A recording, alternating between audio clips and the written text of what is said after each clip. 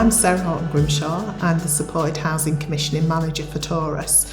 I work between asset development and the Landlord Services and Support Network, and that can be on new schemes that are in development or refurbished schemes like we're sitting in today. I'm Andrea Bowie and I'm a Senior Commissioner within the commissioning team at St Helens Council, responsible for services for people with learning disabilities, autism and mental health.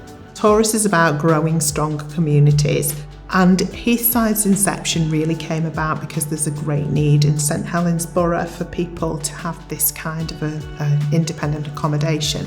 There were several options we were exploring for the building, but it was found that the greatest need was for services for people with a learning disability or autism who were either returning to the borough after being placed in supported living services outside of St Helens, or were waiting to be discharged from NHS hospital settings. So in conjunction with the Commissioner, we identified a gap, a need, and as it happened, we had this building that had been a former residential care home. It was in quite a bad state of repair.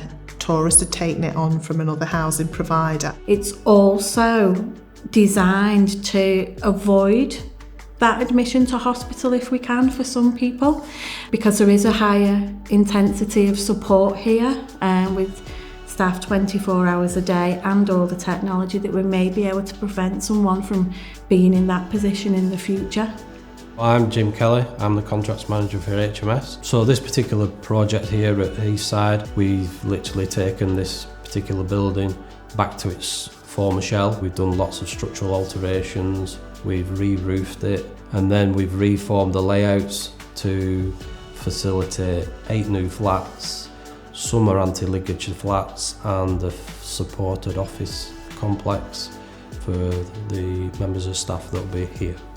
We're always looking for innovative ways to support people in their own homes. There are quite a number of people who may have lived all their adult lives in out-of-borough placements or in residential care, or sometimes in hospital settings. And those people should be able to have a home of their own and be able to live as independently as possible. We speak to people who use our services quite regularly, and feedback is that people are very comfortable with a blend of traditional support and technological support.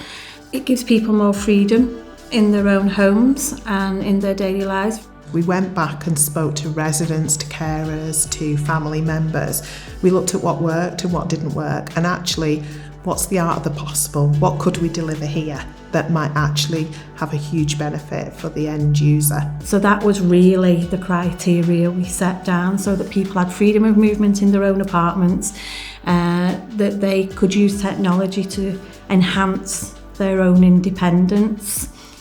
Torus sat down with Tunstall and they brought some proposals to us, and what we liked about that, it wasn't a one-size-fits-all approach. It's personalised to the individual living in the property. I'm Mark Hatton, I'm Regional Contracts Manager for Tunstall Healthcare, and I oversee installations of group living equipment in the northwest of the UK. Due to the complex needs of the residents and the build itself, it led to many meetings that turned into think tanks, where we all discussed how these systems would work together, and had to, between us, come up with innovative solutions to ensure that the systems that were fitted were absolutely correct for the residents. Everybody worked together, M&E designers, Tunstall, the door providers, the ligature alarm providers, to be able to develop a system that works together harmoniously and really quite discreetly in the background. Most of those services will operate without the user ever really being aware that they're there.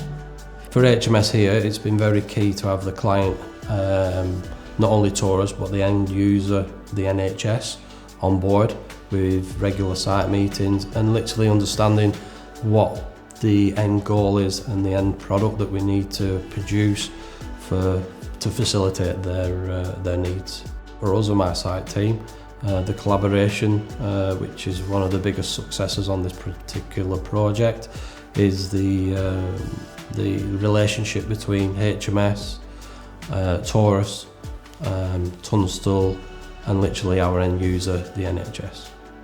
Where we are now, this is phase 1. Phase 2 will be to add 10 units of sheltered accommodation. Phase 3 is around the existing shelter scheme, the original units.